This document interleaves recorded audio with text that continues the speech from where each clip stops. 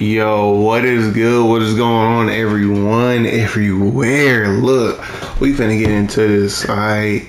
PvP, man, is not the best in DC. The state of the game for PvP wise ain't the greatest, but we finna make do what we can do. We nature right now, so nature PvP loadout. I'm gonna give you the healing and the DPS. Okay, healing and damage for this. All right. This will cover your dueling, and this will cover the actual instances for the arenas as well. Okay, well, let's go get into this.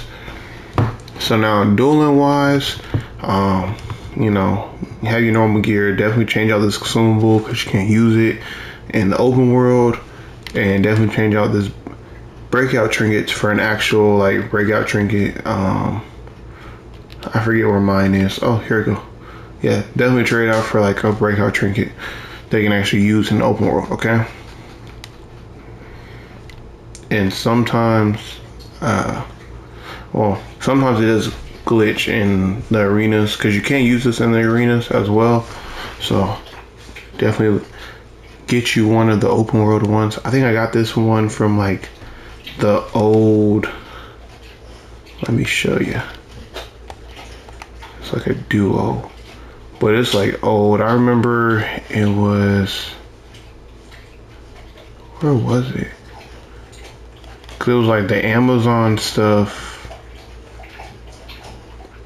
I remember it was gates and had to deal with stuff. I forget what exactly. If I remember, I'll put it in the description. I know it wasn't that old, huh? It was probably Raising Hades. It was probably this one, more than likely.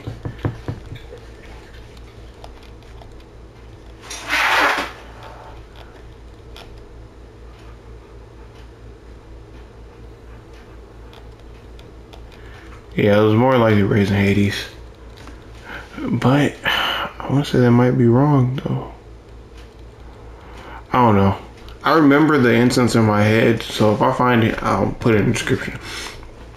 Anyways, because it can glitch out with your normal breakout trinket and, give you two in a sense. That rarely does happen because they do share a cooldown, but just in case, on the off chance. But if you are dueling, let's go ahead and get a sidekick. It is better generally to get a sidekick than backup. If you are using trinkets now, most people don't as a courtesy, but hey, if you are doing all stops, hey, that is that. I generally like to actually get not the metal man pack, but I like to get the sidekick one that is a staff user because he stuns the person you're fighting like crazy. So that's always a good thing. All-mat trinket because it's one of the few things that can boost up your toughness and your health, so that's always good to have. Supply drop because supply drop. Breakout trinket for arenas, but if you don't have arenas, use your PvE one, or go ahead and throw in an orbital. Why not? I generally like to run a boo that can give shields and stun them, teleport, all kinds of stuff. It's just really nice to have if you're dueling, but that's if that is that. Swimmable, use the normal infinite one if you're in arenas. If not, maybe use ultimate cola or something, get use out of them some way. Now for dueling, Clarion artifact, Demon Fang, transformation are going to be your normal big three. You can use the amulet if you throw in the 35%er, which can be very good, but you want to be very careful. Sometimes the amulet, if you throw in 35% or whatnot, since it does heal you, it works a little strange for Mental's Reflect. So you can actually one-shot them a lot of times instead of them one-shotting you or doing a lot of damage to you. So definitely be on the lookout for that and know about that there. If you want to take transformation card out, then you can also, of course, throw in a Grim or a strategist card. If you have power troubles, a Megahedron, Lamont cards, always a good thing to have too. You can actually change that out for the Clarion. If you do the Lamont card with the amulet here, that's a good combo to have there. But yeah, and where is it at? The Legionnaire Sparring AI is a good one to have as well for dueling, okay? Because there's, you know, the immunity from control effects, so they can't stun you like crazy. Increase your precision and your weapon DPS. Come on now, that just sounds like a perfect thing. Now for dueling, I like to just go more power based. That's me personally. So Batman Who Laughs and Cyborg for the support abilities, Luck of the Draw, and all your base for them. But you can definitely change out Cyborg for Death Metal Batman here to get the extra Cloak of Engineer for the extra might, precision, and damage mitigation there. Alright, and then I like to have the House of Legends bot, because if you are dueling, it's a one-on-one duel anyways. And House of Legends bot stuns them like crazy and does a lot of damage single target wise. So that's just fantastic. Just make sure you target them instead of their pet, like lock on to their instead of their pet before you hit it. Okay, now weapon wise, I use martial arts currently, but I would actually recommend a shield, because if you didn't know, you can constantly hit like just tap and hold there. You can actually cycle through all of these combos all the way to the end of devastating kicks, okay? And it works very well. So that's one thing I'm working towards for my next weapon for PvP. Super speed, I pretty much have everything unlocked just because I like to have, you know, everything at my disposal. I would definitely recommend that you get all the breakout masteries here and the knockback, the restraints, all that. So one, you are not so vulnerable to control effects, and two, you get power back when you break out, which is always lovely to have, because power is pretty much king when it comes to PvP. Now Iconics, I have everything, but I also have a lot of skill points. The only thing you need out of Iconics, or I recommend that you have for PvP wise, it's always nice to one, have super strength. Two, Sonic Cry, just for a quick stun. Amazonian Deflection, depending on what kind of cheesing you're really trying to do here. Gag Glove, Clown Box, Batarang Multi-Shot, and Mesmerizing Lasso are all good. But you definitely, no matter of all these other ones, right? Hardlight Shield for PvP is one of the best things you can do. One, it's one of the best shields left in the game. Funny enough, better than pretty much all healer shields. Just because it completely negates 100% damage and has such a high like threshold of hitbox that it has, like, or hit points that it can contain. It's ridiculous. Okay, so definitely grab you that. And then stat points. Once I said again, man, power is king. Get your power generation, get your extra power, so you're able to break out and be good. Extra might, so your abilities hit harder. Come on now. I recommend you just go ahead and max out your crits on your respective role that you're trying to do. So if you're healing, max out your critical healing chance and magnitude. If you're doing damage, critical attack chance and magnitude. If you have no skill points, especially if you're a healer and you're playing PvP, go ahead and get the critical attack ones as well. Okay, that's if you have no skill points, so you know, like past like 400 something. If you're in the 500 plus range, definitely do it. And also with the weapon, I like to get all the weapon masteries down here too, just because depending on how your opponent is and how they adapt and whatnot, just go ahead and get what you can get. Especially, they might be accustomed to you hitting this uppercut mastery every time, and you might switch it up to lift shot or sweeping shot. Who knows? You know what I mean? They may be blocking. You can interrupt them, whatever case may be. PvP is a lot of reaction-based stuff, so keep that in mind. But yeah, on to the stats down here. You don't want to go past 100. I definitely got another person video to discover this originally, but then I saw the benefits that it was having for me myself. Now, if you're dueling, definitely, you know, fully max out, you know, your precision or your might and power for, you know, doing the damage and all of that. But if you're going into arenas, don't go past 100 here, just because the buff that you get for just being at 100 in, let's say, restoration, for example, that we're on, gives you more restoration than if you were fully put 325 skill points into just restoration alone. So there's no point of you going past 100 as of the state in the game of DCUO. Okay. Now the buff that I'm also talking about also goes in increments of 10. That's why you see 10 in dominance and 30 in fight and stuff like that. Because dominance doesn't really matter in PvP like that. It doesn't really help you with your stuns all that well. It slightly helps you with your shield, so that's good there. But for you to actually put points into dominance is not the wisest thing, just because it doesn't really help you. Long story short, okay? Now vitalization can help you, recoup some of that power back from your weapon attacks there. But I would definitely focus, if you're healing, get your restoration up. Second, get your mind power up. And then health will be third, precision will be fourth in terms of priority if you're just a healer. Now, if you're a damage person, definitely get your mind power first, I would say, because, power is king.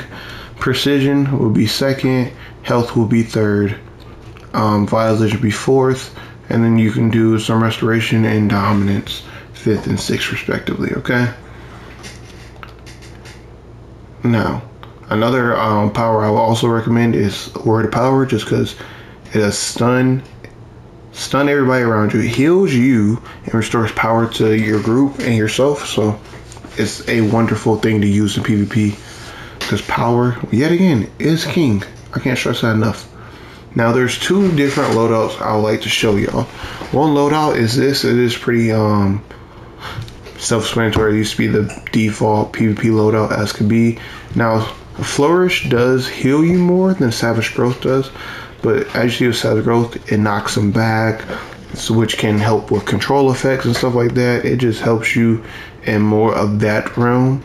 And the pheromones that it releases, they may be small and very slow at times, but they last a very long time. It's one of the more longer lasting ones. So at least when you hit this, it's going to last a while. As opposed to Flourish, which heals a lot more, but it lasting doesn't last that long actually. And it more, as you see, refreshes your pheromones, stuff like that, okay?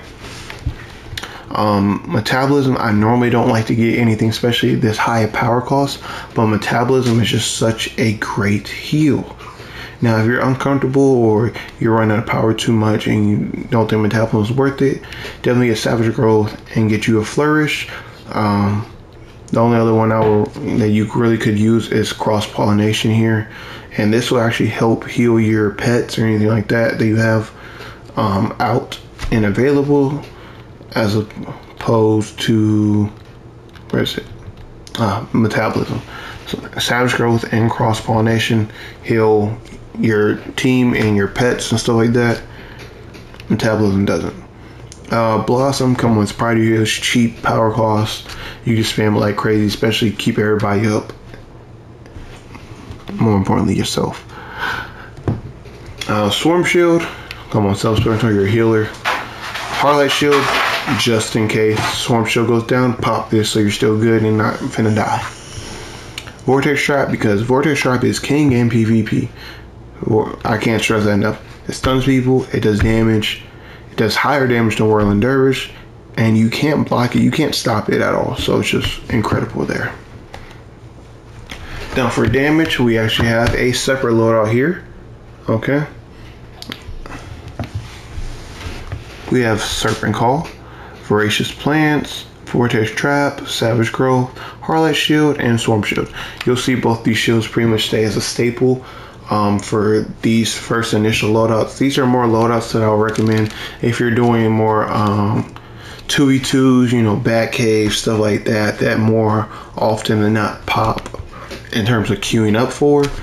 Now there's another loadout that is definitely very effective, okay, and it goes more like this. You have Serpent Call, you have Vine Lash here, you're gonna have Briar there, you're gonna have Savage Growth. It just does so much burst damage, it's incredible. All right, you're gonna have roar there, which is just, as you see, poison is consumed and enemies take all the remaining damage at once. You're pretty much going to chunk the crap out of anyone that you're hitting, especially in a duel situation. This loadout is so amazing. Alright, now if you realize that you're not needing survivability at all, you can actually change this out for a 35%er once you chunk them down low enough, or even just throw in some vicious plants, you know, as could be.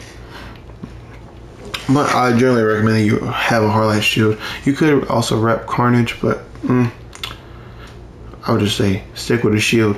It's your best bet and safest bet. Now on the topic of Roar, we can actually use Roar for PvP as well on the healer side. If you read right there, it heals yourself and 3 most injured group members over time, and the pheromones are consumed and allies received you know, the remaining at once. So it's just the same equivalent. So all you're gonna do is place that bad boy right there and pretty much keep the exact same loadout. Okay, Savage Growth and Metabolism to release all the pheromones, and then you're just gonna pop Roar, especially if you need to heal somebody like tremendously very quick.